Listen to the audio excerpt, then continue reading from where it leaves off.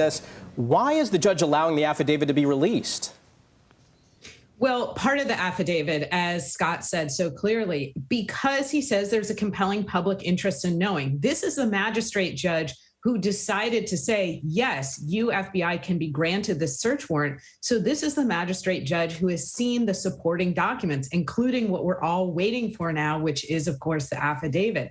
And what the judge said in this filing, in this case, where the media company said there's a really important public interest in obtaining at least some of this information, the judge said, I agree. Department of Justice, I understand that there are certain things that should be redacted. So come back to me and don't say the whole thing has to be redacted.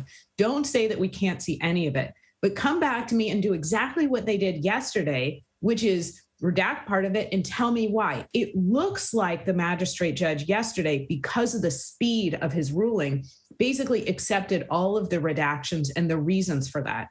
And I think Scott is exactly right. What we're looking to see here is basically the lead up to the search warrant, a more detailed description of the procedural history here, and which would give us really more details about why there was probable cause in this case. Certainly a lot of people, yes, looking for the why. Jessica, how unprecedented is the release of this affidavit, and to what extent should we expect it to be redacted? Are we going to be looking at a nearly blacked out document? So great questions. I will say in terms of how unprecedented is this, all of it is unprecedented in the sense that it's the FBI getting a search warrant to search one of the residences of the former president. And because of that, certainly in the law, we understand that we have court cases about whether or not filings can be redacted and what is going to be released to the public. But the reason we're having a fight about this particular document is unprecedented because there are such important issues on both sides. We have not seen this before, where we have, on the one hand, again, the residence of the former president, and it appears to be classified and top secret documents that are kept there. And so we have a really important, a really compelling public interest in knowing what's going on. On the other side of the scale, because of the documents that were apparently not given back, that apparently the former president took, what we have here is information that is really not meant for the public, that is potentially top secret. The highest type of security clearance is needed to see this. And so we have both sides, right? Huge public interest in knowing and huge national security interest in not knowing all the details. So, Jessica, knowing what we know so far, how likely do you believe it is that former President Trump or his aides could face criminal charges in connection to this investigation? You're asking me all the easy questions today. I wish I had the answer to that. So what I would say is, look, we have here the Department of Justice that knows absolutely so well that we're all going to be talking about every step of this investigation that's public. So even before we get the search warrant, this is a Department of Justice that has made sure it dotted every I, it crossed every T. They knew we would be poring over this. And so the search warrant in and of itself does not indicate that absolutely the former president will face criminal charges, because the legal standard for the search warrant is probable cause. That's more likely than not. The legal standard for filing charges is I, as a prosecutor, can prove these claims beyond a reasonable doubt. That's much higher. Having said that, you just have to know on a practical level that the Department of Justice understood that the standard when it comes to the former president is extremely high. So I used a lot of words to say I'm not exactly answering your question because we don't know, but we know that at least this is a very serious investigation. I just want to remind our audience, we're hearing and we're expecting this to be released any minute, that, to go back to where this started on August 8th, authorities searched former President Trump's residence, Mar-a-Lago. Reportedly, officials left with 26 boxes, 11 sets of material marked as classified. One set had the highest level of classification. And we're looking here at the judge's order yesterday to release a redacted version of this affidavit. In it, Judge Reinhart says, I find that the government has met its burden of showing a compelling reason and good cause to seal portions of the affidavit because disclosure would reveal the identities of witnesses, law enforcement agents, other parties, strategy, direction, sources, methods, grand jury. Looking at all that, Jessica, how critical, obviously it's critical, but there seems to be an inherent risk in releasing this with so many names of people tied to this search. How does that weigh into this decision and to what we might see? Well, I think what the judge said yesterday, and as you read, is basically we're not going to put any people at risk here. So when it comes to witnesses, when it comes to people who are helping to cooperate with the investigation, we're keeping their identities secret. We're redacting that information. And so the bucket of information here that's going to be redacted, I think will be pretty significant. My guess is that the affidavit could run dozens of pages. Again, guesses here. And I think a really significant percentage of that could just be a lot of black lines. And that's because the judge really acknowledged, as the judge has to, that there are serious considerations weighing in favor of not making all of this transparent. Typically in our government, it's a representative government. We have the right to know what our officials are doing, but not when it threatens national security, not when it could threaten an ongoing investigation, not when it could threaten the safety of law enforcement officers and witnesses. So again, in this scale, we have really weighty issues on both sides. And that's why I think it is critical. And that's why I think that we're going to see a lot of redactions, because there wasn't a fight. The Department of Justice basically said, okay, here are our redactions. And then in extremely short order, the magistrate judge said, okay, that's what will be released. So the Department of Justice essentially was able to determine what they wanted to redact here. I mean, their initial desire was none of this becomes public. But after that, they really, it looks like, had no fight about, well, what about this line? What about that line? It looks like none of that came to pass. Well, Jessica, you talk about not having all the pieces of the puzzle at this point. People have so many questions. There's a decent chance, it sounds like, that we may not get all or even some of the answers to those questions as to how long this investigation was going on or what initially led to that search at Mar-a-Lago. So I actually think that may be where we do get some answers, is the lead up. So we're not going to know about the specific identities of the witnesses, I don't think, or the law enforcement officers, or a full roadmap of where the investigation is going in the future. But in terms of what happened in the past, I think we could actually see information, which frankly, my belief is will not be good for the former president, because he has said, this is a witch hunt. This is all politically motivated. There's no there. And if we're going to see anything, my guess is that it's the procedural history leading up to getting the search warrant. And that means the National Archives initially saying, we think there's information missing. We need this information. It means that then the National Archives going to the Department of Justice saying we need some help here. The Department of Justice then having lengthy discussions with Trump and his attorneys. And finally, the Department of Justice deciding, okay, we need to go ahead and just get a search warrant. We're not willingly getting everything that we want to get. That story is not good for the former president. I think that story could show that the government actually gave Trump an enormous amount of leeway here, giving him time, asking over and over again. And my guess is if we see anything, it will be that, and maybe some more information about the statutes at issue and, again, what gave rise to probable cause. I'm going to bring Scott McFarlane back in. Scott, it is 12:11 right now. We're, of course, waiting really for a piece of history. What are you hearing? Well, I'll tell you what I'm seeing first. We have Unsealed now posted in the court docket in Florida, a 14-page explanation from the Department of Justice about the redactions it submitted. So it's an explanation about why it redacted the things it redacted. Their explanation is pretty unequivocal. They're saying they've got to protect the privacy of witnesses. Just like Jessica says, don't expect to see witness names or information that could lead to the identification of witnesses. The Department of Justice makes it clear they are getting rid of any information that would identify witnesses. That's the bulk of their explanation for these redactions. So we may not be able to explain the size and scope of the redactions yet, but the Department of Justice has leaned into this argument as to why they have to black things out. They can't give away information about people who are helping them or the ways people are helping them. But let me give you a little trip inside here how the sausage is being made.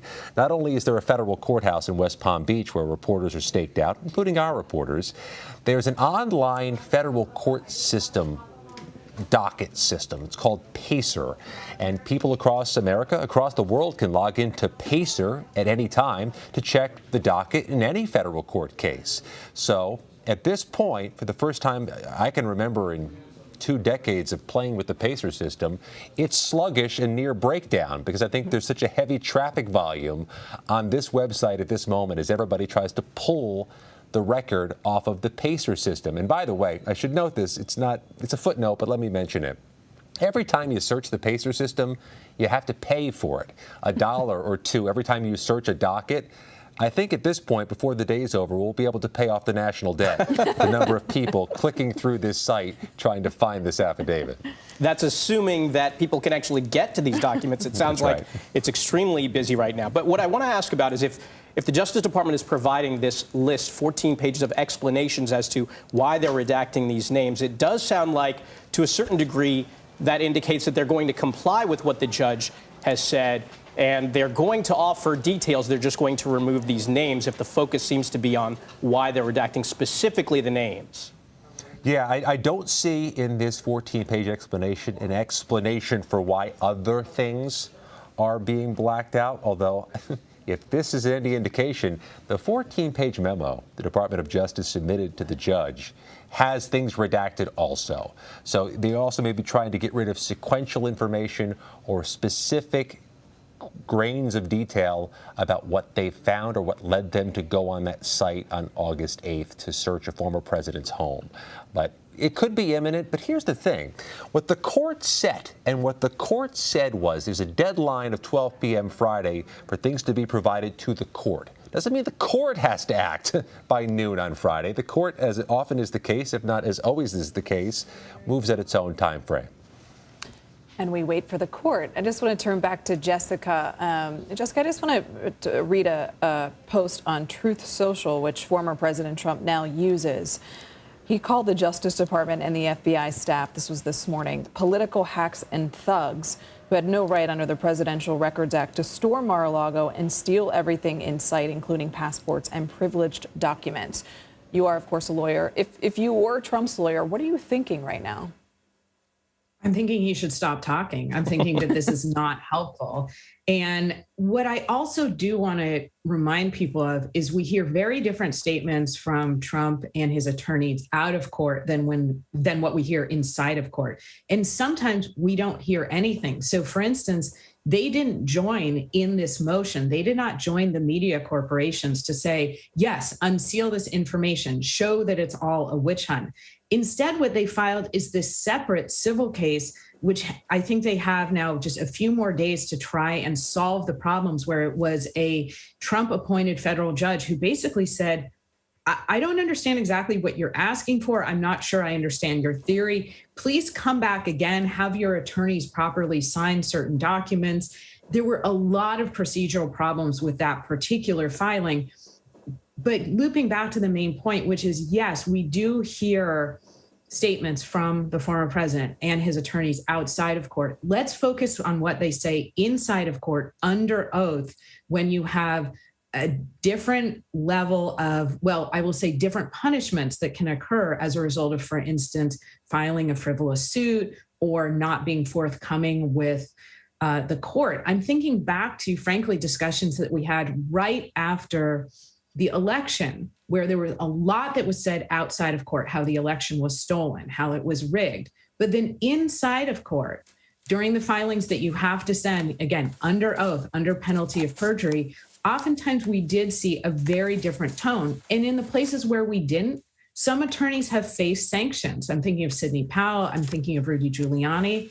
And so, again, I know that's what the former president said this morning. Let's focus on what's actually said under penalty of perjury. Jessica, we're right now looking at that 14-page memorandum from the Justice Department. I know that you may not have seen this yet. There seems to be a lot of redactions, but a lot of information here. But I think that if we're seeing that the Justice Department put 14 pages just into explaining their rationale for what might come out of these documents, does that tell us anything about the level of thought that went into making these redactions, what we might actually see in the documents?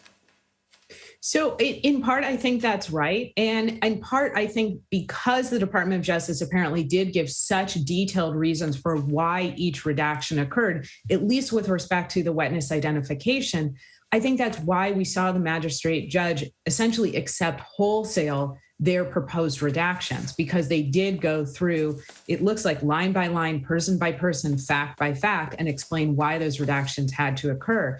And to your question, I also think that's right. The fact that there's 14 pages here explaining why each person or why each identity had to be redacted, it shows, I think, the Department of Justice was quite thorough. Now, it could be that there are very similar reasons given for a lot of these witnesses. So some of this could be boilerplate, could be copied and pasted. I want to, again, emphasize, I'm saying could be.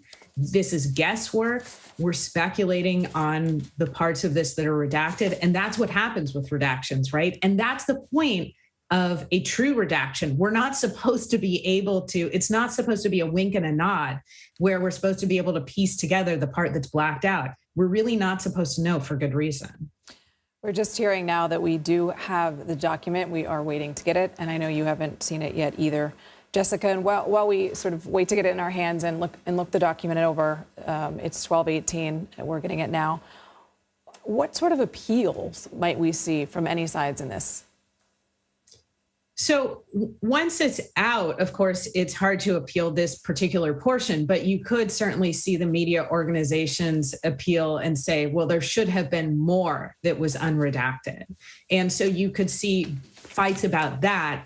I'm trying to be clear that, an appeal about what's released, that would be too late, right? That should have happened 45 seconds ago, not now, or, to be fair, more than 45 seconds ago. So this is an appealable order. The media organizations could say, actually, there's more that we think needs to be unredacted. And that could go up, I believe, because of the posture of this particular case, I believe that goes up to the chief judge in that district in Florida. A lot of this has moved so fast. When the judge made this order specifying Friday at noon, it would seem with something like this, often it goes through weeks and months of back and forth between the lawyers. In this case, the judge really made this decision, gave a specific timeline. Why would that be? Well, I think there is a very strong public interest in obtaining this information. Again, the former president has basically put the spotlight on this, and he has said, this is not a true legal investigation. It's just a political witch hunt. People are just trying to come after me. There's no basis for this. And so he really has called into question the investigation. The way to prove to the American public that there is really a there is to provide as much information as you can. And frankly, I think that's why the Attorney General, Merrick Garland, came out now. It probably was only a few weeks ago. It feels longer ago. And he said, we're giving you the search warrant. I think because he wants to show the American public as much as he can, to show that these are legal filings, that this is an investigation that has happened for quite a while, that this is not a political witch hunt. And that's why, to your question, I think the timeline was accelerated here because people do have an interest in knowing. And there's nothing really that's going to change in a few days that would change the facts to say, no, we should redact, we shouldn't redact. The key here, I think, is, again, to see, will there be anything that gives us kind of breadcrumbs to a roadmap in this case? And my guess is not that much. My guess is it will be, if this is the search warrant date, we're going to see what potentially led up to it, but we're not going to see what's coming next. We're just hearing that it's been the explanation of the release that's been released just a few minutes ago. Jessica, I want to stay with you a second. Again, this is history. This is an unprecedented move, not just to search the former president's home, but the unsealing, even redacted, of this affidavit. What is important? What do you want to point out to our viewers that's so important in this moment? So what's important, I think, to remember is that criminal investigations and legal investigations don't happen in public. And typically when we think about, well, why don't we know this information? Because we shouldn't, because an investigation of this type is and should be largely private. One of the categories in this case that the judge talked about that could be redacted legally is required to be redacted. It involves certain grand jury investigations. So I understand. And look, I'm curious too. I would love to see that full affidavit, but not if it threatens national security, not if it threatens witness security, not if it threatens law enforcement security. So the thing I'd love for viewers to understand is this isn't the January 6 hearings. And I know viewers understand this, but I know it can be frustrating because you think, well, this is our government. And this is, in a way, our investigation and our former officials. And we should know this.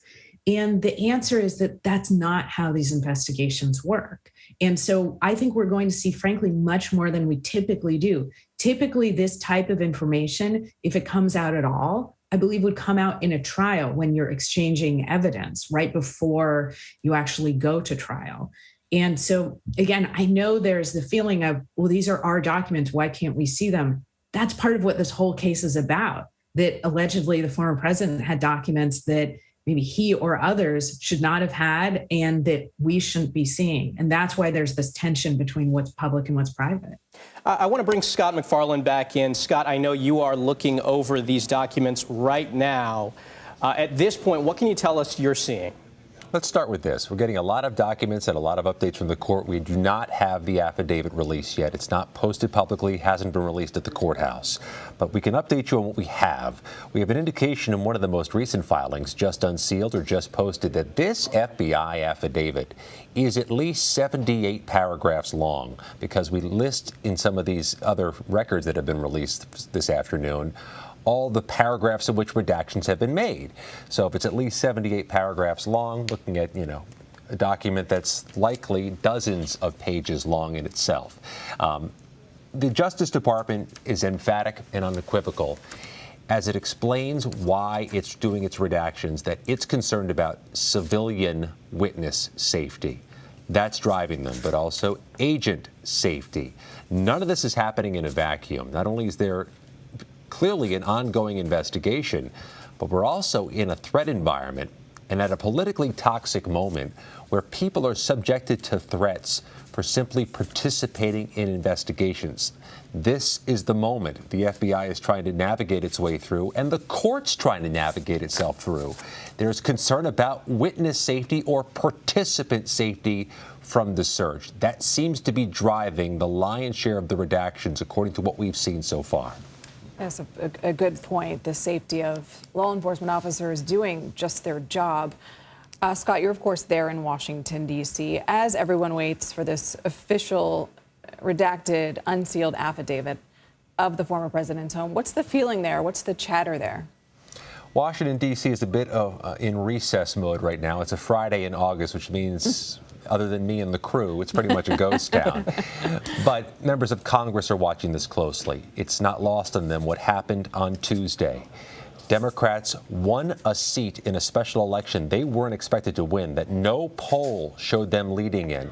It's also not lost on members of Congress. We are less than 75 days until the midterm elections, and none of this is likely to be trivial in races for Congress. Some races could feel an impact from whatever comes of this Mar-a-Lago search. But I'll also mention, in the January 6 cases, which truly are happening this afternoon in some cases, there are sentencings, there are plea hearings, there are 600-plus defendants still awaiting a possible trial. This is relevant. There are defendants who are arguing that all of this Mar-a-Lago news, the affidavit, the publicity, could impact their ability to get a fair jury or an unbiased jury during a very heightened political moment. Judges have been swatting away those arguments, saying you'll get a perfectly fine and fair jury. We'll just do some jury selection to keep out people who are meticulously following all things Trump. But it's being argued, and it's going to be an increasing issue in the coming weeks and months as the highest level January 6 cases go to court. There are trials in the next few weeks for the accused seditious conspiracy Oath Keeper defendants. They're among those arguing that all this Mar-a-Lago news could taint their trial. We'll see how judges handle it. Well, Scott, you make a good point, because the very release of these documents could potentially impact if we do see charges coming down the line, if that is something that happens in the future.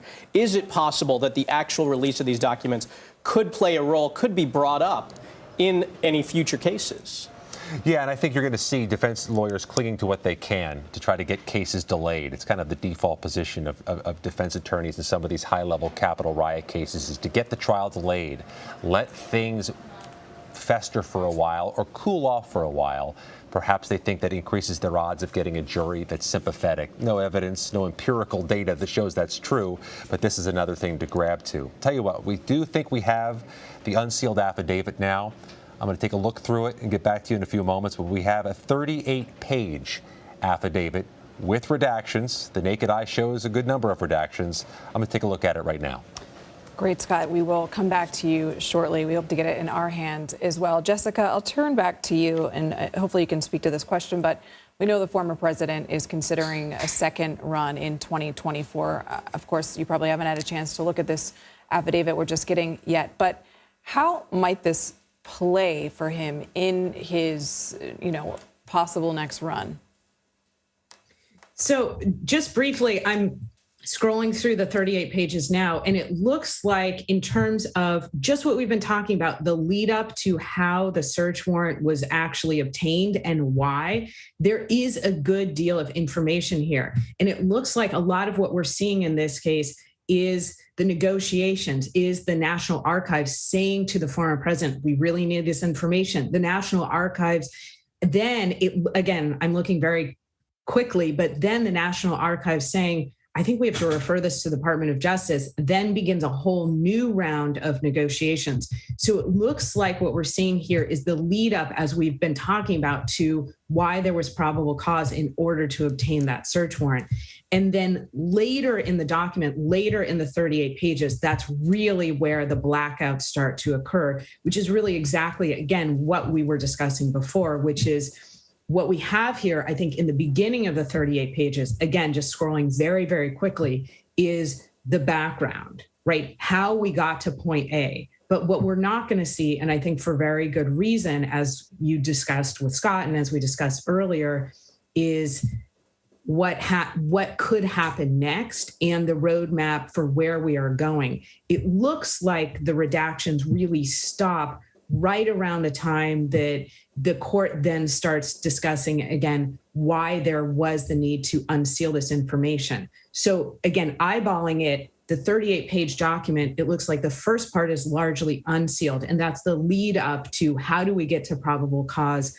Why do we need the search warrant? Then there's a lengthy portion in the middle that's essentially blacked out, where I think that's the more detailed information. Some might describe it as more juicy, but for that reason, again, more security risks, where we have witness information, where we have people who cooperated, their information, law enforcement information, potentially national security information. And then the third part, again, which is unsealed and tells us basically, and then we have this fight about whether or not to unseal the affidavit. Now, all of that didn't answer your question. To get back to your question about will the former president run again, I think the best advice legally and politically is probably to announce as quickly as possible, because it will politically complicate these investigations. There's no reason legally that you cannot charge a candidate for president of the United States with a crime, particularly a crime that occurred prior to the announcement. But there's no reason in any case, right? One of the bedrocks of our country is that no person is above the law. And that's why, legally speaking, it would not change the calculus. Politically speaking, I think what the former president would be able to claim is, look, the Biden Department of Justice is just going after me because I'm an opponent. I'm now running for the presidency again. So again, a political complication, but not a legal one. I just want to remind our viewers, just a few moments ago, the Justice Department did release the redacted, unsealed affidavit of former President Trump's Mar-a-Lago residence. It is 38 pages. Our Scott MacFarlane is here with us. He is just looking through it. Scott, I want to come back to you. What do you see? What are you reading? What do you make of the level of redactions? Let's begin by managing expectations. This thing is heavily redacted. The back half of these 38 pages is all black, and that's a paragraph by paragraph explanation that the Department of Justice gave this judge to get that rare moment in American history, that unprecedented moment in American history, searching a former president's home.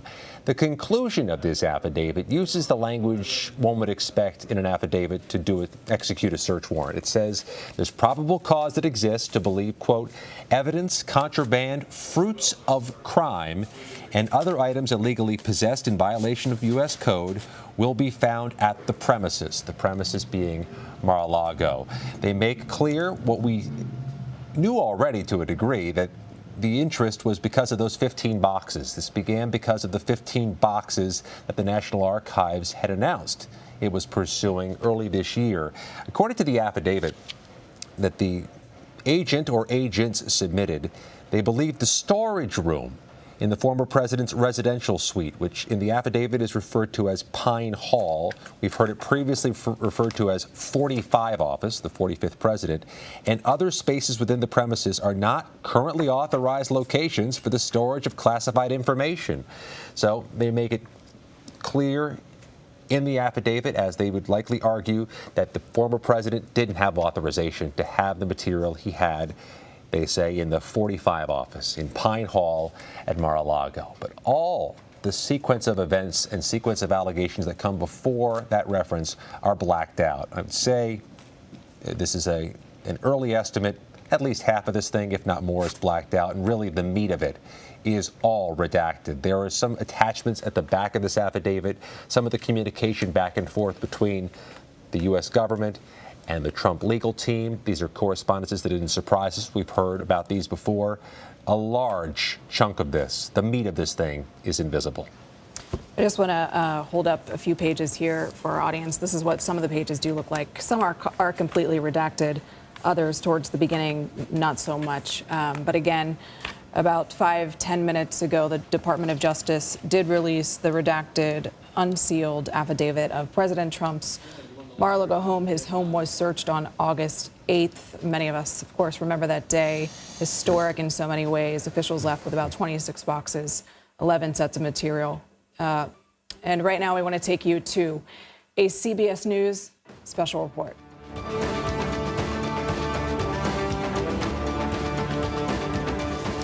This is a CBS News special report. Hello, everyone. I'm Major Garrett in Washington. The affidavit used to support the search warrant for former President Donald Trump's Florida residence, known as Mar-a-Lago, has just been unsealed.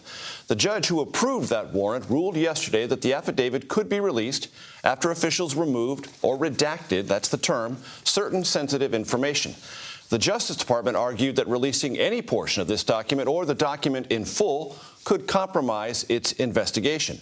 The judge, however, sided with requests from multiple news organizations, including CBS News, to partially unseal this document. You saw it scrolling on the screen just to my immediate right. I want to bring in our chief election and campaign correspondent, Robert Costa, who is in West Palm Beach, Florida, where this issue was decided. Bob, what do we know so far? Good to be with you, Major. CBS News is still digesting this affidavit, heavily redacted, many black lines throughout the document. But let it be known that this is a serious document. As I've been reading it, and we've been working with our team here, it's evident that the government believes, and this is why they believe they had probable cause to go into Mar-a-Lago, just across the water here in West Palm Beach, over on the Palm Beach side, to go into Mar-a-Lago because there are 15 boxes full of highly classified information, at times top secret information, sensitive compartmented information, dealing with the highest level of national security, national defense documents. Because they believe they had probable cause that those were in this storage facility at Mar-a-Lago and not properly stored, they're telling the judge here in West Palm Beach, Bruce Reinhardt, a federal judge, that they felt compelled to go in as part of this investigation into former President Trump's handling of documents. They also note in the second page of this affidavit that they believe there's probable cause of the crime of obstruction being committed, and they have evidence of that to also go in and went into Mar-a-Lago. So this is a serious case. The affidavit underscores it, but we're still trying to find out more about the specifics, which have been heavily redacted. Bob Costa with us. Thank you so much. Here's the document, ladies and gentlemen. It runs 38 pages. Jeff Pegues is at the table with me, as is Catherine Herridge. And before I turn to both of you, I want to note that a few moments ago at the White House, President Biden was participating in a women's equality event. Reporters asked him one question before being ushered out of the Roosevelt Room. The question was, has national security been in any way threatened by documents at Mar-a-Lago? The president's answer, and I directly quote the president here, "We will let the Justice Department determine that." So President Biden, for the first time on the record on this matter. Jeff Pegues, what strikes you about what you've seen so far? Well, I think in some ways this is a disappointing document. I think if you're looking for some sort of smoking gun in terms of what the government may have and why they searched Mar-a-Lago when they did, you might be disappointed. However, what the government has done here they have released, and as you can see here, look at all these redactions, and this is just a taste of what this document looks like. But if you literally read between the lines, what you will see is how this investigation has conducted almost from start, which basically the DOJ's role in this started in February to this point now, including the search of Mar-a-Lago and that search for those 15 boxes. What the government is saying, and what stands out to me here, is that they are saying there is evidence of obstruction. And I think that's the line that stands out to me most, in that there are supporters of the former president who have made comments, inaccurate comments about these documents. Representations to the Justice Department. Representations that the FBI, the Department of Justice, wants to get back. These are government documents. Various classifications. That's what they're saying here. They don't belong to the former president. They say these are government documents produced by the government for the government. Catherine, before I come to you, I want to ask Jeff this one question. This piece of this 38 pages, extremely unusual for this to be seen at this stage of any investigation involving any American. True? Yeah, this is, this doesn't happen in every case that... Affidavits usually do not appear until there's an indictment, and we're a very, very long way from that. Exactly. They stay sealed. The fact that this is out there, even though it's been heavily redacted, I'm sure there was a lot of hand-wringing. Some of that is played out in court. A lot of hand-wringing on the part of DOJ officials. You know why? Because there are still these echoes of 2016 and James Comey sort of making declarations about an investigation that ultimately, a lot of people believe, played a role in the 2016 election. And so nobody wants to go back to that. And this attorney general has been very, he's been honest about the fact that we treat everybody the same. There is nobody above the law. But that also means, in his view, that we go by the book. And releasing something like this is not going by the book, but there is this pressure on the Department of Justice to put something out there to the public. Jeff, thanks. Catherine, stand by. Bob Costa, I want to go back to you in West Palm Beach, Florida. Major, what's important also to recognize from the documents the government has filed today, beyond the affidavit, is that this is an ongoing federal investigation of the highest level, and that they are dealing with witnesses that they are really concerned about in terms of intimidation, and they mention it in this document, civilian witnesses.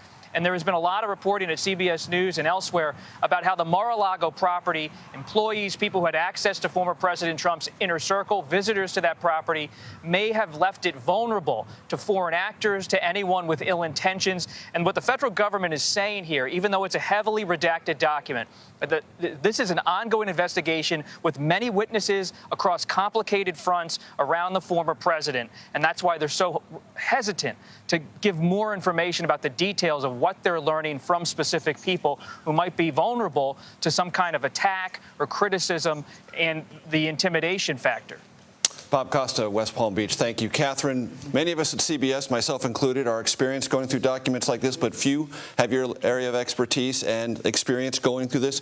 What has emerged to you as you've read through, sitting here right at the table with us? Well, I'm still going through the document now, but the key section to me is the probable cause section. And unsurprisingly, this is the most heavily redacted, but there's some pieces of the puzzle that I want to try and put together. It tells us that earlier this year, the National Archives received these boxes that had classified records or records marked classified. And what the FBI agent swears to in this document is that, and I'm going to read it here, there's probable cause to believe that documents containing classified national defense information and presidential records remain at the premises. And it goes on to say that there was not a secure facility at Mar-a-Lago that would be authorized to contain highly classified information. And it goes on to say, I submit that probable cause exists to believe that evidence, contraband, fruits of a crime, or other illegally possessed in violation of these criminal statutes will still be found at these premises. So in other words, they believe that there was highly sensitive national defense information, even classified information at the highest levels that remained at Mar-a-Lago, and it did not have the kind of secure government facility, what they know as a SCIF, to protect these records. What I also find instructive are the 5 pillars that the FBI and Justice Department lay out for withholding so much of this information from the public. So for these heavily redacted documents, it talks about witness information and that quickly and broadly witnesses could be identified through social media, and this would have a chilling effect on cooperation. It talks about the roadmap to the investigation. It talks about the rules of criminal procedure, so protecting grand jury information. It specifically talks about safety of law enforcement personnel and the privacy of others. So those are the 5 pillars. But what we can see in the pieces of this puzzle is they believe there was evidence that still highly classified national defense information remained at Mar-a-Lago in a facility that was not secure. Now, Catherine, the former president has represented in public in various ways that he was cooperative with this and that this search warrant was not necessary as a last resort, that this could have been resolved some other way. Is there anything that you've been able to see, and I know we're going through it right now, bit by bit, that addresses or comes close to addressing that underlying question of either cooperation or whether or not this could have been handled some other way? There is a specific section where it talks about the findings of the National Archive, this more than half dozen boxes containing classified information. And then it goes on to say that there was a public statement from the Save America PAC that, nothing was found. So this was, in the view of this affidavit, sort of an element of obstruction. So saying publicly the National Archives didn't see anything here, but in fact, we now know. Essentially a misrepresentation. Jeff? And that is a very good point, because if you look at page 17, the 15 boxes provided to NARA, the archives, contain classified information. They have a breakdown of what was in there. 184 unique documents bearing classification markings, including 67 documents marked as confidential, 92 documents marked as secret, 25 documents marked as top secret. Further, the FBI agents, the document says, observed markings reflecting the following compartments: dissemination controls, HCS, FISA, ORCON, no foreign. I mean, these are all the kinds of classifications that we don't hear a lot about, but the government has. And it shows you that these aren't, personal mementos. According to the FBI, these are top secret, confidential documents that belong to the government. But I've got to jump, Catherine. Jeff Pegues, thanks very much. Catherine Herridge, thanks very much. Our thanks to Bob Costa in West Palm Beach. Our coverage of this breaking story will continue on our CBS News streaming, on your local news, and tonight on the CBS Evening News. This has been a CBS News Special Report. I'm Major Garrett in Washington. Good day.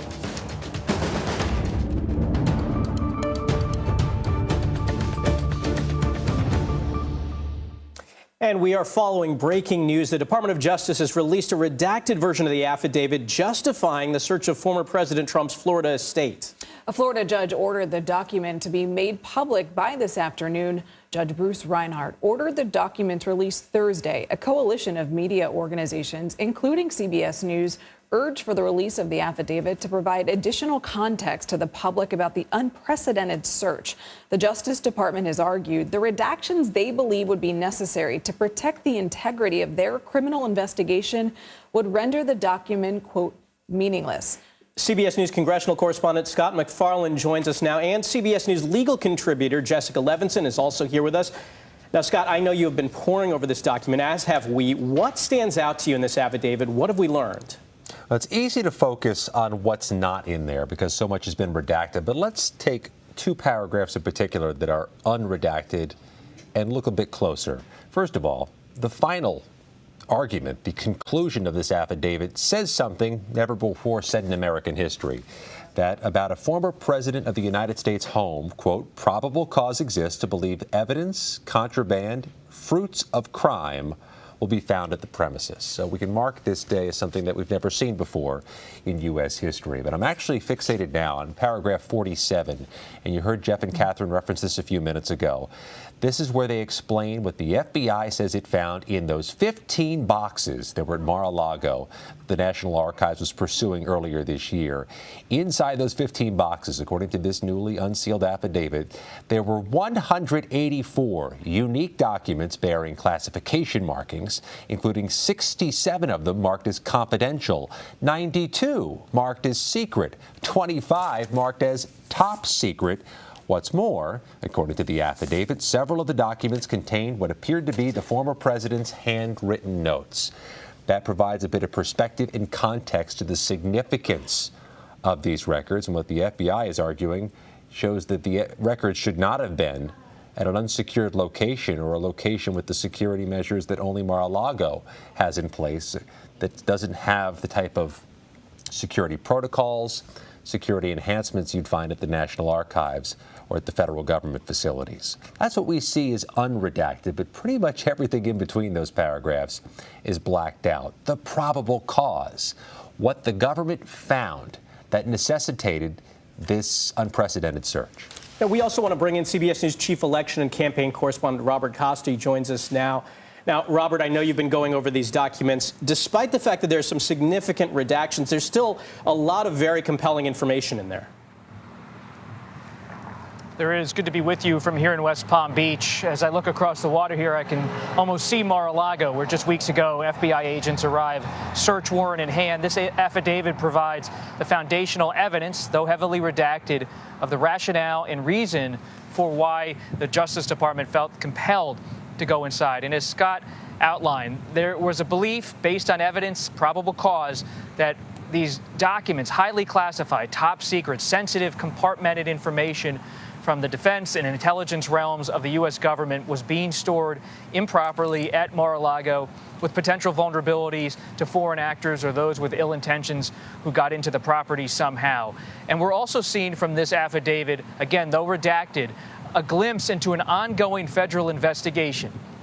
The government is outlining here in this affidavit that they believe they also have probable cause of evidence of obstruction at the premises, Mar-a-Lago. So you're seeing now a probe of not only the former president's conduct in the final days of the administration in terms of how he handled classified materials that he put in boxes, 15 of them, then shipped down to Mar-a-Lago, but also how he handled his own engagement with his lawyers, with the Justice Department and the National Archives when they sought these materials at different junctures throughout 2021 and 2022. Bob, I know this document just came out about 20 minutes ago. You're there in Mar-a-Lago, and are you hearing any initial reactions there? The Trump legal team is now up in Bedminster, New Jersey. Mar-a-Lago, we seem to be the only ones who want to be in West Palm Beach this time of year. It's stifling hot outside. And so the former president usually goes up when it's very hot in August to his property, Bedminster, a golf club in New Jersey, not too far from his home in New York City at Trump Tower. And so they're up there and they're meeting, and they are processing this as well. I've been checking in with members of his inner circle, and they know that this is a very serious investigation. This is the federal government not playing games, and it's unusual for an affidavit to be released in any form during an ongoing investigation. But they know that this didn't just come out of the blue. This began with numerous engagement letters from the National Archives. It ultimately led to a June meeting at Mar-a-Lago with federal agents and prosecutors and the Trump legal team to try to figure out if they could get some of these documents to come. And what this affidavit shows is that June meeting and the request to put a better lock on the storage facility at Mar-a-Lago was not some kind of just soft mention of a recommendation. This was a real part of the investigation as they worried about vulnerability there, and it ultimately led in early August to the search with this search warrant from this affidavit. Now, Bob, I want to talk, you mentioned the Trump legal team, and And they have characterized their conversations with the National Archives as friendly, open, straightforward. They say they were in the process of providing these documents. But this affidavit paints a very different picture from the federal government about those conversations between the National Archives and the Trump team. Well, look, the Trump lawyers are going to characterize things however they want, just like any lawyer would for any client, and people have their different points of view. But what we do know are the facts here, which is that the National Archives, in a series of letters going back, as the Washington Post just reported, to May of 2021, was pleading with the Trump legal team to provide the classified documents in an orderly way so they could be processed. There was an urgency and alarm in the official correspondence from the General Counsel's office at the National Archives to the Trump lawyers. And this alarm inside a federal agency's legal office about presidential records ultimately led to a federal investigation of a former president and the historic search of a former president's home. And it all is traced back not just to these so-called engagements or friendly relations, however they're characterized, between the Trump legal team and the Justice Department or the National Archives. This came down to a decision former President Trump made in the final days of his administration to pack his own boxes. And because of that decision and not to send them to the National Archives, here we are today. And now we want to bring in CBS News Chief National Affairs and Justice Correspondent Jeff Pegues. He joins us now. Jeff, I know you have spent a lot of time looking over these documents over the last half hour or so. First off, what stands out in these documents? There's a lot of historic moments that you can take away from this. Yeah, I'm just, and by the way, I, like everybody else, I'm just sort of digesting all of this. But, you know, what I've gathered so far is I'm almost amazed that the Department of Justice released what it did. I think, you know, in some ways it's disappointing in that, as I've said over the last several minutes, there's no real smoking gun here, but there's just enough information that you get a taste of where this investigation is going and these concerns of obstruction of justice, and then supporters of the president making questionable statements, and that's being, you know, that's being gentle, questionable statements about what kind of documents were or are at the premises. And so there's just enough here that you get a taste of where this investigation is going. And as Robert Costa pointed out, you know,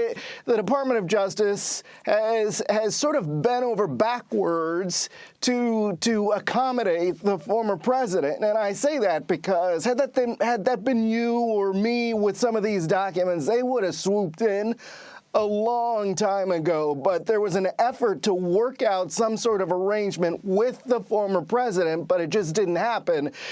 And then you had the search of Mar-a-Lago. But for those who say the government acted too hastily, this was government overreach, you know, if you look at the facts, it just does not look that way. And again, this affidavit, you know, even though the government didn't want to release this, it gives you sort of a taste of what they've been dealing with over the last year and a half or so, maybe longer. Jeff, I was just looking through the 38 pages, and I see that at least 23 are redacted. You hopefully have read more than I have. What does the affidavit say about civilian safety? Of course, this is a risky move to release this affidavit. Yeah, well, you know, whenever you're talking about an affidavit, there are investigative tactics that could be exposed, and that was part of the concern here on the part of the Department of Justice. But what they are concerned about is the safety of their investigators. They're concerned about witnesses who may have helped with the ongoing investigation, their safety. You know, there are concerns that they could be intimidated. And as you know, this is a highly charged case. You know, there are political ramifications here, whether the former president runs for office again or if he doesn't. Okay, thanks. And so there are concerns that if you reveal too much in this document, you could put people at risk. And DOJ obviously didn't want to, you know, reveal the kind of information that could put somebody's life in danger. I mean, we've already seen, since the search in Mar-a-Lago, we've already seen attacks on FBI agents. and security is high around law enforcement, not just the FBI, but all of law enforcement because of what happened at that search, during that search, and some of the comments made about the former presidents, made by the former president's supporters, as well as some of the statements released by the former president himself. And so this redacted document goes just far enough, but does not reveal the kind of information that could put somebody in danger. All right, an historic day in our country. We're going to take a quick break, but we'll be back to continue this conversation. Please stick around.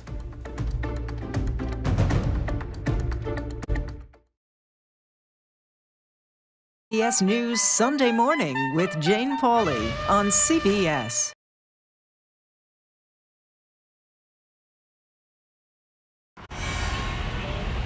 You ready? A generation of kids opens up on CBS Reports. I just want to be like a regular kid. Their world, their struggles, their voices. What if I was white? A lot of people like to call names and make you feel ashamed for being proud of who you are. Now streaming Gender. I did not realize that you could change your gender. Realizing how you feel. You can be a boy, sometimes you feel like a girl, sometimes you feel like both. Redefining who you are. I identify as trans. Gender fluid. Non-binary and queer. Is the idea of gender a thing of the past? And to be yourself, always, no matter what anyone says, I love you. Are the kids all right? Gender. Now streaming on the free CBS News app. I'm Norah O'Donnell in our nation's capital. We're here at the White House with the President of the United States. Thanks for having me. I appreciate it. We've never done an interview like this before. That's correct. Tonight, a congressional investigation sparked by reporting from CBS News. What's your message to consumers? They need help now. Tell him I feel it. The CBS Evening News with Norah O'Donnell from Washington, D.C. on CBS and streaming on Paramount Plus. We will witness yet another moment in history. Want to go someplace new? Yeah, you do. See something new. Learn something new. Meet someone new. Nate B in the house. There's always something new under the sun. CBS Mornings, weekdays.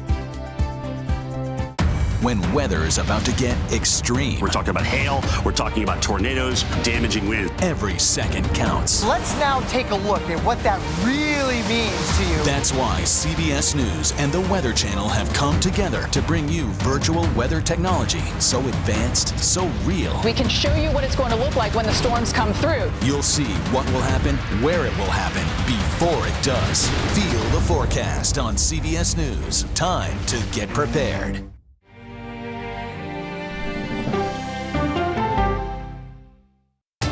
People from every corner of America facing challenges. Everyone is just looking for some type of connection. Just raise your hand and say, hey, I'd like to help. Coming together to find solutions. We are going to do something about it. Their stories are our stories. Welcome to Eye on America. Stream now on the free CBS News app. CBS News Sunday Morning with Jane Pauley on CBS. We have an inspiring story that started with a strange act of kindness. Yeah. We found it. You're kidding me! We got it. We share stories that lift you up and brighten your day. The Uplift. Stream on the free CBS News app. Stories that inform, inspire, and brighten your day. I've been waiting patiently for something like this. Make every day a little more like Sunday morning. Here comes the sun. Stream on the free CBS News app Tuesday mornings. We are so excited, we just can't hide it. CBS Mornings are, well, everything your morning should be. Let's do it! Let's go! CBS Mornings, starting at 7.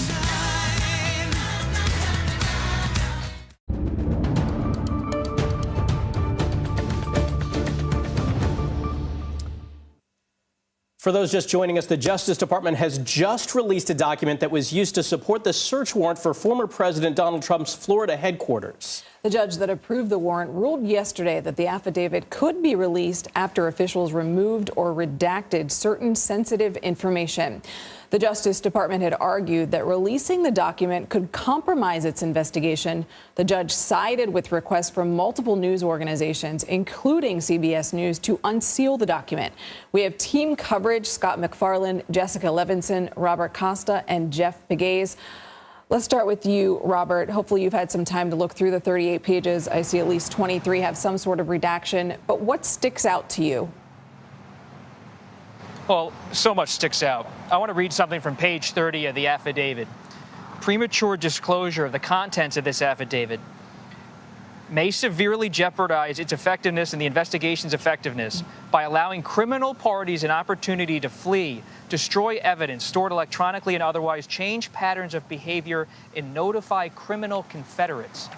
Notify criminal confederates. This is the opposite of a traffic ticket. This is the affidavit of an ongoing federal investigation into possible criminal conduct by a former president of the United States about his handling of sensitive documents. As our colleague in the Justice Department beat here at CBS News has shared with colleagues, this also mentions that confidential human sources may have been compromised in some of these documents or exposed. So you see in this affidavit, though heavily redacted, the alarm and the 5-alarm fire bell, they seem to be ringing when they were talking to witnesses, sources, and collecting information that ultimately led them to come to Mar-a-Lago in early August and collect this material. Bob, the pretty strong language to use when talking about a former president, talking about the possibility of fleeing or destroying evidence in terms of talking about the former president and his team. Another thing I was struck by this document is they say there is no place in Mar-a-Lago that would be considered appropriate to store classified information. That's an interesting point. So when President Trump was President Trump, not former President Trump, there was a part of Mar-a-Lago that was called a skiff, and it was in the basement area, based on my reporting. And this was where he could have meetings with world leaders, his national security advisors, during his presidency. But when you leave the presidency, these kind of storage facilities or meeting facilities change. I have a piece of reporting I did for my book a year ago with Bob Woodward, where at 12:01, 1 minute after Donald Trump was out of the presidency, and he was over there at Mar-a-Lago here in the Palm Beach area, the Secret Service changed its setup at Mar-a-Lago because he was no longer president. 12:01, that's when things change.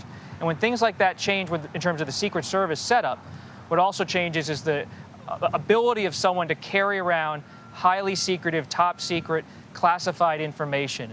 And because of the changing nature of his status as a former president, the National Archives wanted to process his material.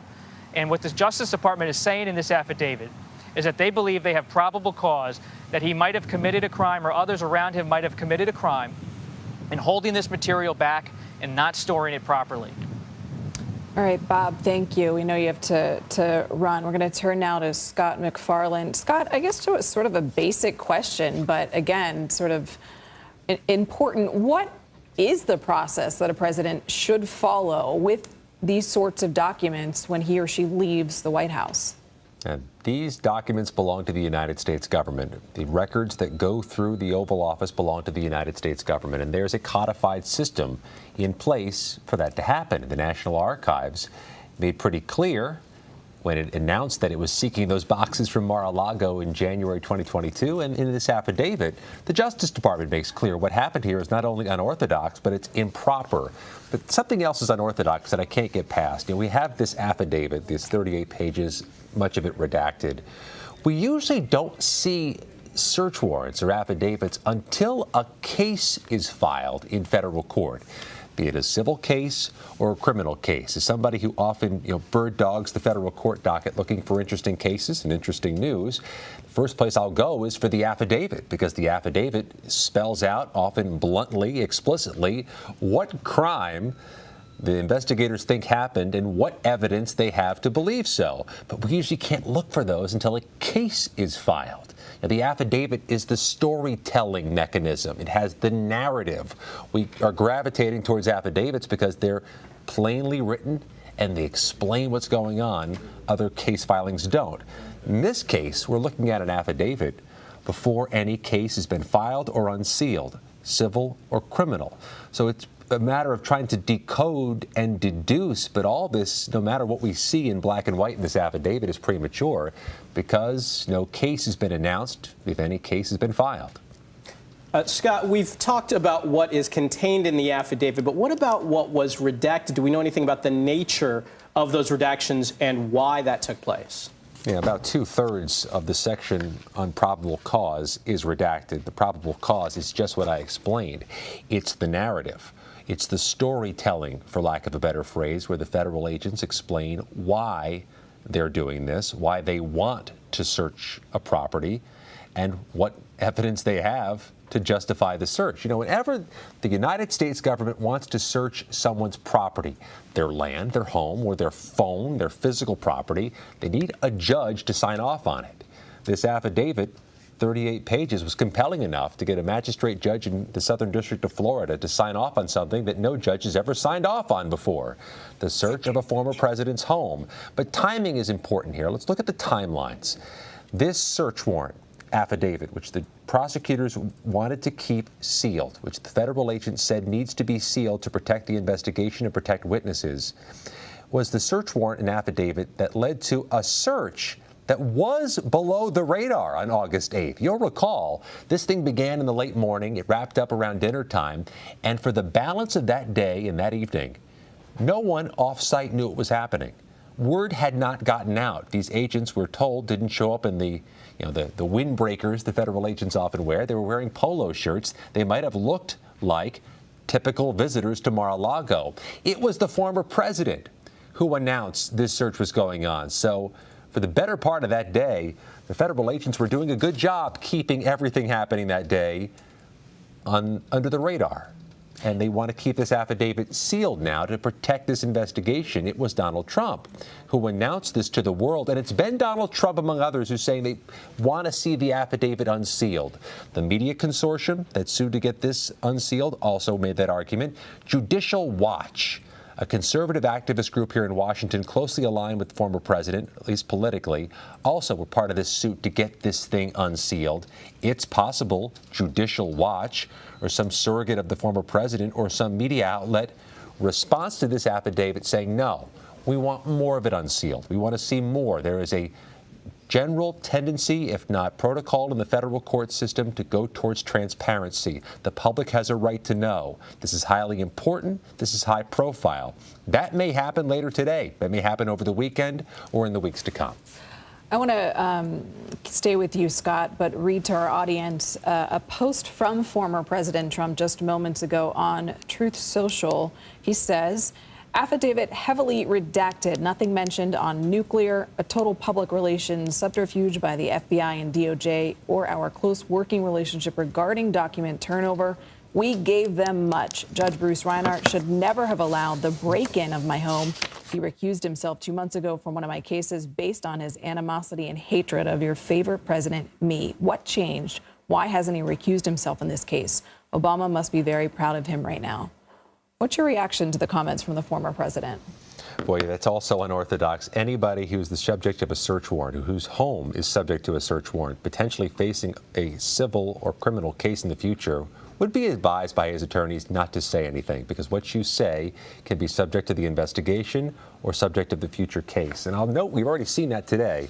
Looking at page 9 of the affidavit, above the black lines is a statement from former President Trump that was used as some part of the argument that the federal agents presented to this judge to get the authorization for the search warrant. In fact, it was a February 18th, 2022 statement from former President Trump about the presidential records, the archives, some statement he made about the archives wanting his records.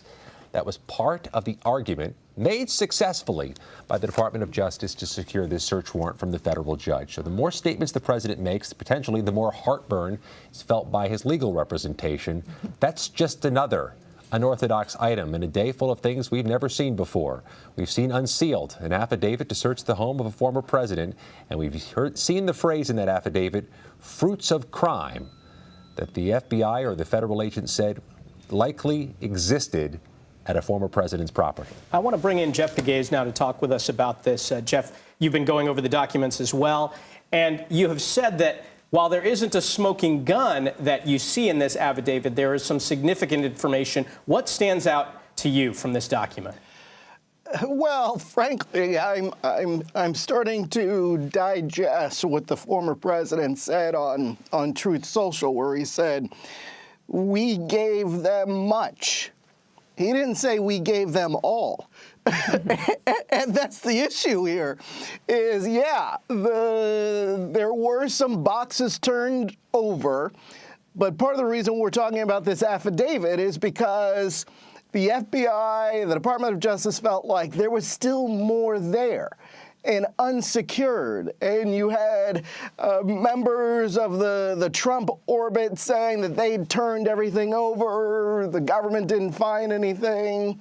And it wasn't true. There was more there, according to federal investigators, and that's why they moved in. They also moved in because, in their view, according to this affidavit, some of the documents were being stored in Pine Hall, the 45 office and other spaces, and I'm reading from the document now, within the premises that are not currently authorized locations for the storage of classified information. So what the affidavit said is that the FBI, the government, felt this pressure to go into the former president's residence because these documents, these government documents, were not being secured properly. They were concerned that there was more there. And if you have the former president saying in social media, we gave them much, the point is, according to investigators, they didn't give them all of it. They didn't give them everything. And that's why we're talking about this now. You know, I remember reporting this story when it first came on our radar because the archives referred a criminal case to the Department of Justice. For people who say this is a witch hunt, mostly former President Trump's supporters, the Department of Justice did not initiate this. It was the National Archives who went to the Department of Justice and said, listen, there are these documents that the former president has that we want back, and we're not getting them back. Can you help us? That's basically what this was. This was an appeal for help from the National Archives. They needed the FBI's assistance getting these documents back. I remember talking to a DOJ official at that time who was sort of annoyed with the media because that Department of Justice official felt like we were all making a big deal out of this. This person told me, listen, look at history. Former President Clinton ran into the same problem where he had some documents that belonged to the government, or he had some furniture that belonged to the government. This Department of Justice official told me at that time, listen, this is probably not a big deal. Okay, so for anybody out there who says this is a witch hunt and, Garland is after the former president, that's not the way this started. That's not the way it started. And I keep thinking about that as I read this document. It's sort of, this case has blown up into something that DOJ did not want at that time. They did not want this. It was another headache. But now look where this is. And the fact of the matter is, it's ongoing because there is this concern about how these documents were stored, about the fact that Mar-a-Lago has people from all walks of life walking around that building. Jeff, we have to interrupt you. We understand there is a White House press briefing about to start where Press Secretary Karine Jean-Pierre is speaking. Let's watch. 20, 25 minutes. I know the in-town pool is going to have to leave about 1:45-ish, so he's going to stay with us as long as possible to take as many questions as he can. And then after that, clearly, you guys have to leave, and we have to also continue our day. And with that, Bharat, okay, thank you again. Thank you. Hey, good afternoon. Good to see you all. Before taking questions, I want to just talk a little bit more about the economic impact of the administration's student loan plan. This plan will lift a large weight off of tens of millions of middle-class Americans, people who came by and large from working families and who are working class now, teachers, nurses, firefighters, police, members of the military, and more. By lifting this weight, we are not only benefiting them and their families, we are benefiting the communities that they live in and the economy as a whole. So, for example, there's good evidence that student loan debt makes it harder for people to start new small businesses. These relief actions mean that more middle-class Americans can open more businesses in their communities. That means more job opportunities in the years to come. Student loan debt also makes it harder for people to buy a home. These actions will mean that more middle-class Americans may be able to finally afford a down payment, buy a home in the years to come, and start building wealth that they can pass along to their kids. As the president has said, his core economic plan is to strengthen the middle class because that helps everyone. And these actions are targeted right at America's middle class. Nearly 90% of people receiving the relief are making under $75,000 a year. The extra money for Pell recipients helps provide additional relief to people who are more likely to have less family wealth to rely upon. And when the president says that he's committed to growing the economy from the bottom up and the middle out, he's serious. That's why over the course of the last year and a half, we've been able to provide support to small businesses, support to people facing the risk of eviction or foreclosure, to people at risk of going hungry, and more.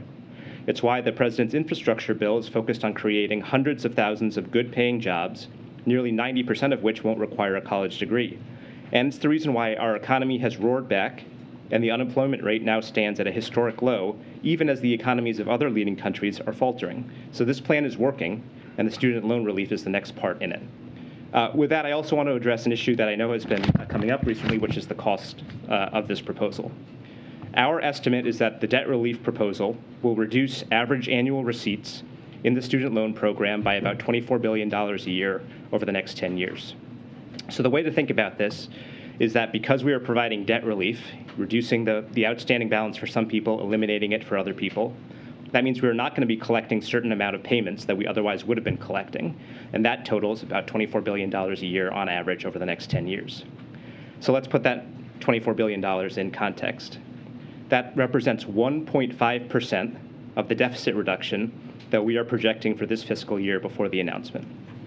And it is far less than the $350 billion plus that we've already done in PPP loan forgiveness since last July.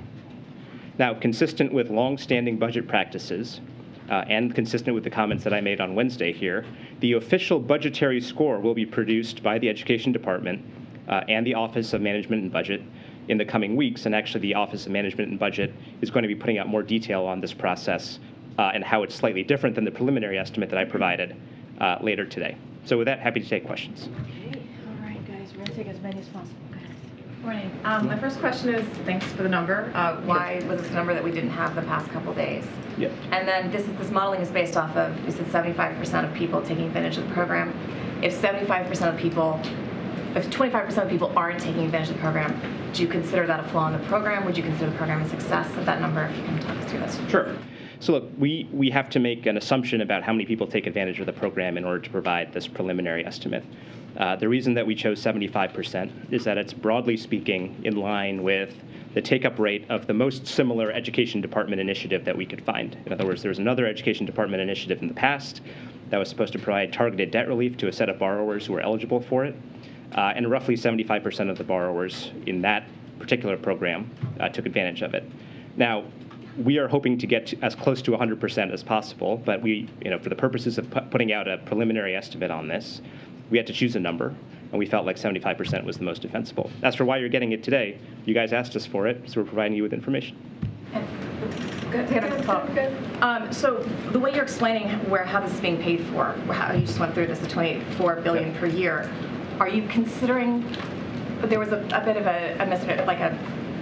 we're trying to get. Are you still considering this self-paid for, right? Because mitigation and compensating it in other ways are not necessarily having internal pays for this bill. So are you still phrasing this as it pays for itself, or are you phrasing it in a different way?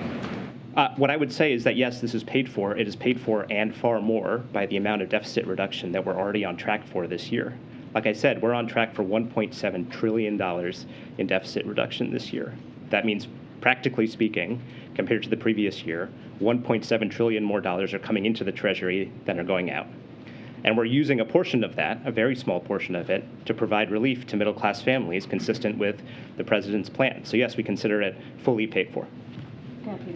Ron, thanks for doing this. Sure. The median household income in this country right now is roughly $67,000, which means that this is going to go for those up to $125,000. Those individuals are already making individually almost twice the median household income in this country. What do you say to those critics who say, you're not just helping the middle class, though I understand 90% will be making under $75,000, you're still helping what is a smaller percentage, but a significant percentage of individuals who most Americans would view as making a lot of money?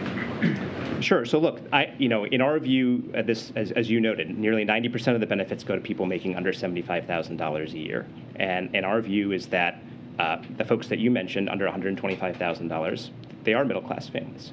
And I think that they would widely be considered as such. And look, I want to be totally clear about this point. $125,000 or $250,000, would you view that as a middle-class family, Sure. A family that makes under $250,000? Absolutely. Look, the key cutoff here is that nobody in the top 5%, whether they're in an individual income or household income, is going to get a dollar. And look, it's extremely consistent with what the president has said on the tax side. Now, on the tax side, he said that nobody making under $400,000 a year should face a tax increase. So the economic story of this country over the last couple of decades, if we're going to look at it, is that there's been a relatively small sliver of folks who have done extremely well, the top 1%, top 5% or so.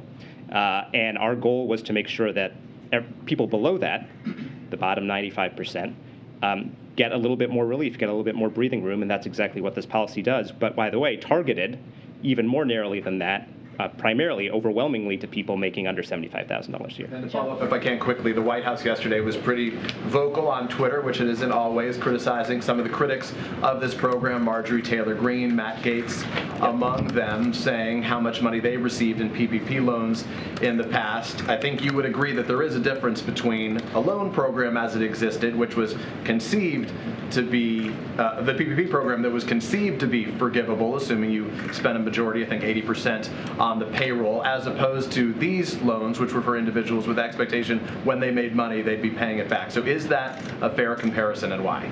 Yeah, we absolutely think it's a fair comparison, and here's why. So, since last July, we have forgiven, under the statutory terms of the PPP program, more than $350 billion worth of loans. Right? Those are loans that the government has forgiven, turned into grants.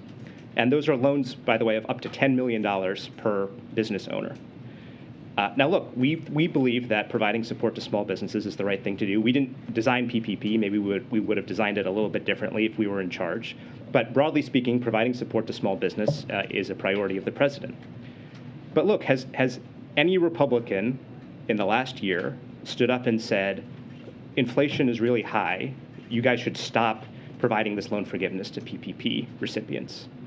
You should slow it down, or you should change the rules because it's unfair that these people should get up to $10 million in grants. No, in fact, it's the opposite. The pressure that we've gotten from Republicans on the Hill has consistently been do this faster, make it easier for people to get forgiveness. So our view is, why is there a double standard here? Why is it, from the perspective of Republicans, great to forgive a loan of up to $10 million to a business owner, but if we want to provide $10,000 or $20,000 in loan relief to a teacher or a bus driver or a nurse, all of a sudden it's socialism? That's what doesn't compute from our view. We don't think that that's consistent. Justin. Thanks. I was wondering if you could talk about the $24 billion number, because it's a little different when you guys canceled the ITT or Corinthian. We were given a lump sum of the total amount. So I'm wondering if it is fair to extrapolate this to say that you believe. You've been listening to the Deputy Director of the National Economic Council speak during the daily White House press briefing. We've been following the Justice Department's release of a document that was used to support the search warrant for former President Trump's Florida headquarters. It was heavily redacted. We'll discuss it more in just a few minutes. Right now, we're going to take a break. You're streaming CBS News, always on.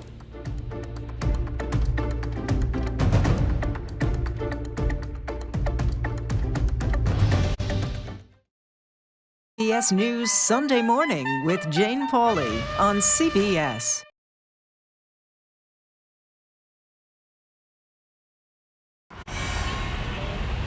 You ready? A generation of kids opens up on CBS Reports. I just want to be like a regular kid. Their world, their struggles, their voices. What if I was white? A lot of people like to call names and make you feel ashamed for being proud of who you are. Now streaming Gender. I did not realize that you could change your gender. Realizing how you feel. You can be a boy, sometimes you feel like a girl, sometimes you feel like both. Redefining who you are. Identify as trans. Gender fluid. Non-binary and queer. Is the idea of gender a thing of the past? And to be yourself, always, no matter what anyone says, I love you. Are the kids all right? Gender. Now streaming on the free CBS News app. I'm Nora O'Donnell in our nation's capital. We're here at the White House with the President of the United States. Thanks for having me. I appreciate it. We've never done an interview like this before. That's correct. Tonight, a congressional investigation sparked by reporting from CBS News. What's your message to consumers? They need help now. Tell him I feel it. The CBS Evening News with Nora O'Donnell from Washington, D.C. on CBS and streaming on Paramount+. We will witness yet another moment in history. Want to go someplace new? Yeah, you do. See something new. Learn something new. Meet someone new. Nate B in the house. There's always something new under the sun. CBS Mornings, weekdays. When weather is about to get extreme. We're talking about hail, we're talking about tornadoes, damaging winds. Every second counts. Let's now take a look at what that really means to you. That's why CBS News and the Weather Channel have come together to bring you virtual weather technology so advanced, so real. We can show you what it's going to look like when the storms come through. You'll see what will happen, where it will happen, before it does. Feel the forecast on CBS News. Time to get prepared.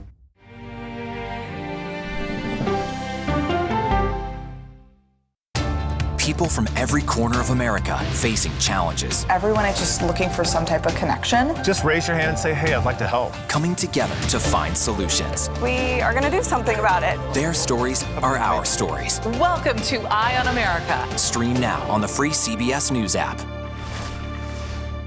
CBS News Sunday Morning with Jane Pauley on CBS. We have an inspiring story that started with a strange act of kindness.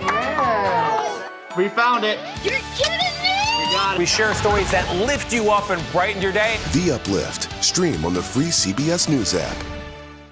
Stories that inform, inspire, and brighten your day. I've been waiting patiently for something like this. Make every day a little more like Sunday morning. Here comes the sun. Stream on the free CBS News app Tuesday mornings. The Justice Department has just released a document that was used to support the search warrant for former President Donald Trump's Florida headquarters. The judge that approved the warrant ruled yesterday that the affidavit could be released after officials removed or redacted certain sensitive information. The Justice Department had argued that releasing the document could compromise its investigation. The judge sided with requests from multiple news organizations, including CBS News, to unseal the document. We have team coverage. Scott McFarland, Jeff Pegues, and Joseph Marino joins us. Now, Joseph, I want to start with you. Just what do you make of this affidavit? Well, I would have said this morning that I'd rather see something rather than nothing, right? Even if it's heavily redacted. Well, we got our wish. We got something. And it gives us a little more of a roadmap as to what happened here, but it's still a lot of open questions. I mean, I think what this further does is it builds the case that the Justice Department took steps leading up to this search warrant. And this seemed like a last resort. And there were many people that speculated that this may have been a sort of surprise, that the Justice Department went from 0 to 60 for no reason. What we've learned from the National Archives earlier this week, and now from this redacted affidavit, was that there were actually a lot of steps that the government took, both the archives and the Justice Department, to secure these records. And it did seem like they did their diligence and tried very hard. So now, there's much more of an argument the Justice Department can make, like, look, we tried all kinds of things, and at this point, this was the only way we were going to get these records back from the former president. A particular part of page 30 that is getting a lot of attention. The FBI said in this affidavit that advance notice of the release of this affidavit could allow criminal parties an opportunity to flee, destroy evidence stored electronically or otherwise, change patterns of behavior, and notify criminal confederates. We're talking about the former president of the United States, with the FBI making these allegations that they were concerned about this. What do you make of that?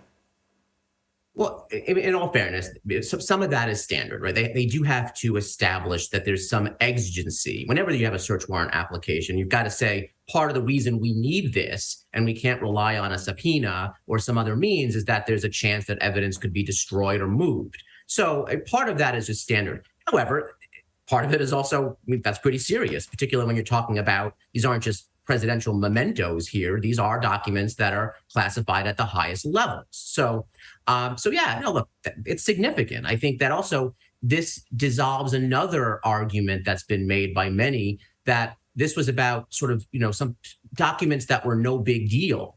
No, these documents were marked at the highest levels of classification, top secret and compartmented and above. So there might be a fight over whether they were properly declassified, and I assume that's probably where this is going to go if the Justice Department moves forward with any kind of prosecution. But there's no doubt that at one point at least, and possibly still, they were highly classified, and if nothing else, should not have been kept in an insecure location, even one constituting the residence of a former president. That's not a SCIF, and that's not an appropriate location for classified information. Joseph, I want to stick with you, and we should know you're former prosecutor.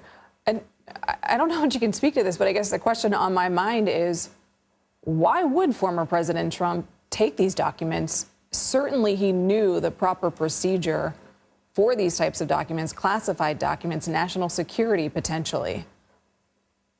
Well, I mean, you might be giving him a little more credit than he deserves. I'm not sure he knew what the proper procedure was. I mean, he seems to adhere to this sort of pre-Watergate concept that presidential property belongs to the president, even after he or she leaves office.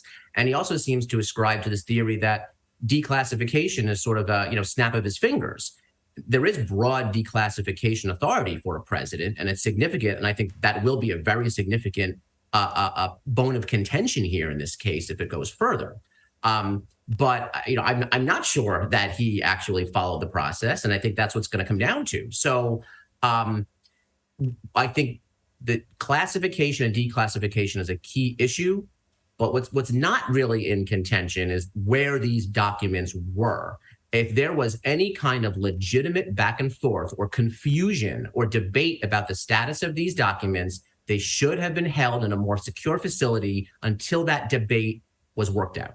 I want to turn to Scott McFarland right now, and I want to ask about the former president's response to this affidavit. I know you've seen it on Truth Social, the former president's social media service. He wrote, affidavit heavily redacted, nothing mentioned on nuclear, a total public relations subterfuge by the FBI and DOJ.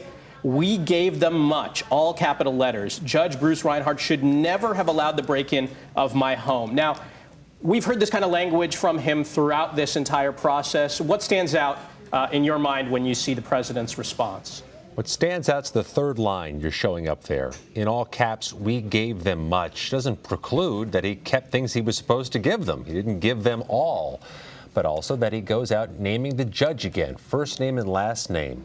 That's not happening in a vacuum. The judge has been subjected to a lot of scrutiny, a lot of online chatter, a lot of extremist language in chat groups and on social platforms, and the former president is feeding into that by naming the judge again and putting the judge's name out there.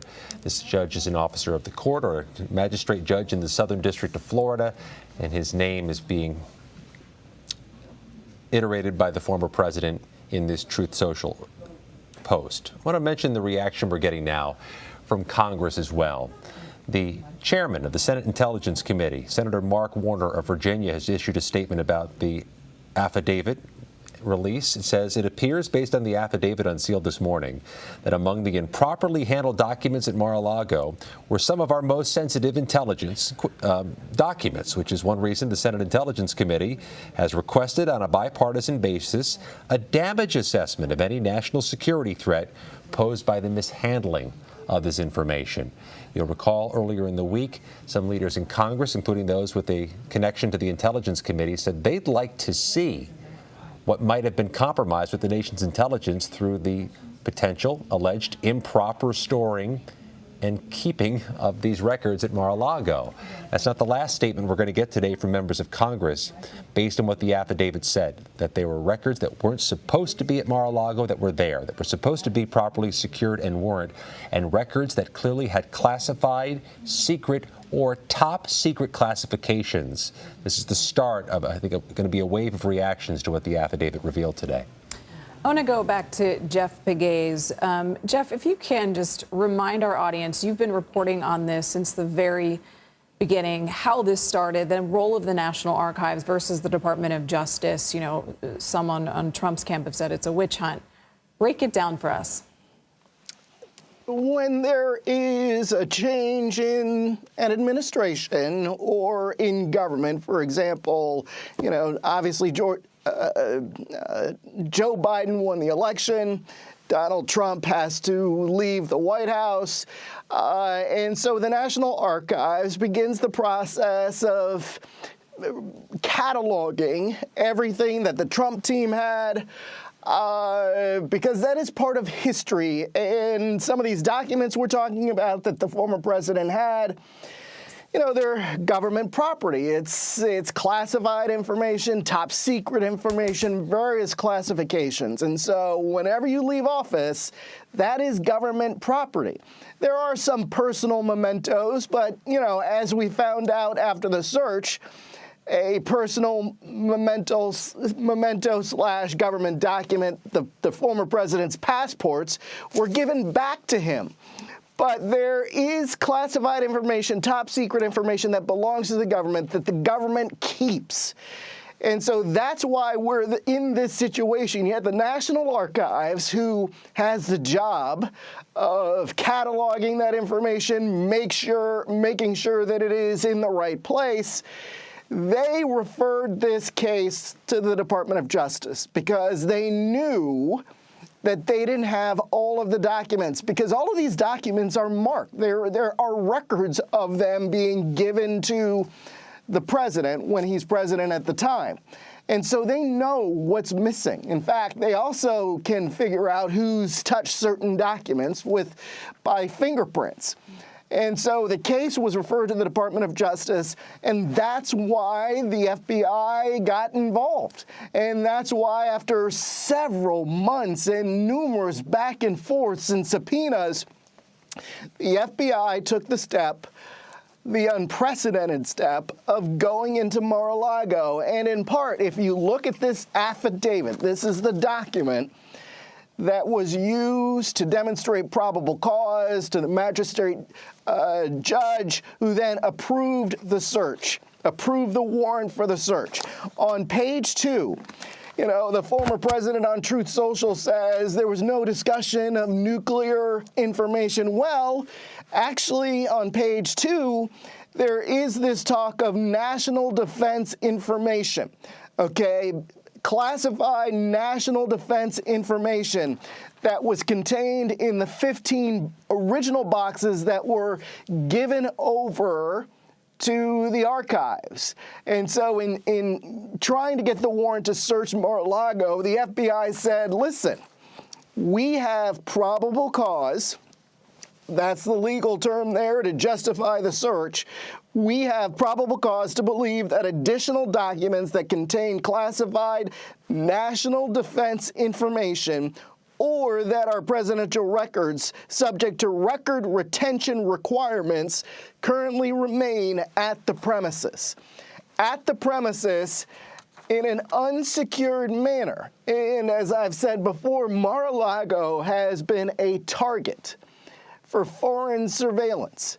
And so if you're a government official and you know that these top secret, classified, confidential documents are, you know, being shared around Mar-a-Lago in an unsecured way, of course you're concerned. And of course you want to make sure that, you know, all precautions are being taken to secure that information. But then when you go to the former president and his representatives and they sign a document that says, oh, we've turned everything over, and you know that they haven't, well, what are you going to do? You gotta search Mar-a-Lago, and that's why we are where we are. Well, Jeff, you make a good point. I want to ask Joseph Moreno, in terms of the affidavit itself, of course, this is newsworthy and unprecedented because of the target of this, a former president. But in terms of the language used in the affidavit, is this pretty typical for what you would see for a case like this? There's nothing typical about this case, right? I mean, look, this is the first case against a former president, potentially. It's not the first case involving the mishandling of classified information. So it's certainly a lot of this is reminiscent of other cases where, classified documents or other materials were either mishandled or stored in the wrong place or taken out of a SCIF or otherwise. So, yeah, I mean, look, there's so much that's redacted that we don't get to understand some of the theories. So we're sort of speculating a little bit here. But yeah, I mean, the degree of seriousness at this point is bolstered. And I've been saying myself, I want to give the benefit of the doubt to the Bureau, but I remain skeptical. Some of my own skepticism is reduced now because this is serious. This is significant. And it's clear the government didn't rush into this. This was actually not clearly a spur of the moment, things have gone quiet a couple of weeks, so let's execute a search. No, I mean, this was a long, drawn-out process where clearly there were steps taken leading up to this step. There was a grand jury that was convened months ago, at least. So that bolsters the government's position that, in fact, they tried many steps, and this was a last resort. And that undercuts Donald Trump's argument that he's sort of a victim of a persecution because, again, it's hard to argue that when the government said, look, we tried many things to get these records back, and this was our last resort, because otherwise it was pretty clear to us we weren't getting these records back. I want to turn now to, thank you, Joseph. I want to turn now to Jessica Levinson. Jessica, hopefully you've had time to look through these 38 pages. And I just want to point out the obvious. I mean, the weight of what we're talking about, the potential for criminal charges against a former president of the United States. There's still a long way to go in this investigation. What are some of the next steps? Well, I think you're exactly right to bring that up, that this is unprecedented. And in fact, that's why we're talking about the story on the whole, but it's also why we're talking about this micro issue, of course, of unsealing the affidavit, because there's a much greater public interest here than there is in maybe a quote unquote run of the mill case. But there also, because of what the investigation involves, there's really serious national security issues. And that's really what I think we learned today in terms of looking at this affidavit, is that some of the information here involves the most sensitive information. And that's really why I think the Department of Justice decided, let's stop asking for it. We're not getting what we want. This information needs to be stored in a much more secure way, and we have to get it. That was the exigency. That was really the timing. Now, in terms of where the investigation goes now, part of the portion that's redacted, of course, part of what the Department of Justice asked for us not to see is the roadmap for what happens next. And so I will say broadly, what we're looking at is whether or not the Department of Justice is going to go from where we were when they got the search warrant, which is probable cause. It is more likely than not that those 3 federal statutes were in fact violated, that there's evidence of violation of those statutes at Mar-a-Lago. How do we go from that to a prosecutor saying, I can prove to a jury beyond a reasonable doubt that those statutes were violated? If you look at the affidavit, I think on the document retention, they have an enormously strong case. What I'm really interested in is this obstruction of justice piece, and whether or not the obstruction of justice involves not turning over the evidence or the documents, or if it involves something else entirely, which I suspect it doesn't, but that's where I think I'd love to have more information. For completely understandable reasons, we don't have that information. And we will continue to cover this, of course, here at CBS News. Jessica, Joseph, Jeff, thanks so much for your reporting and for your time. President Biden is going on the attack as the midterm elections rapidly approach. The president criticized Trump supporters, calling, quote, MAGA Republicans a threat to our very democracy. He also put abortion rights front and center during a Democratic rally in Maryland on Thursday, promising to codify Roe v. Wade. CBS News Chief White House correspondent Nancy Cordes has more. will codify Roe v. Wade. Testing out some campaign themes, President Biden in Maryland Thursday night argued women's reproductive rights are at stake this November. There's a race to pass the most restrictive abortion limitations imaginable, even without exception for rape or incest. If the MAGA Republicans win control of the Congress, it won't matter where you live. Women won't have the right to choose anywhere. MAGA Republicans don't have a clue about the power of women. Let me tell you something. They are about to find out.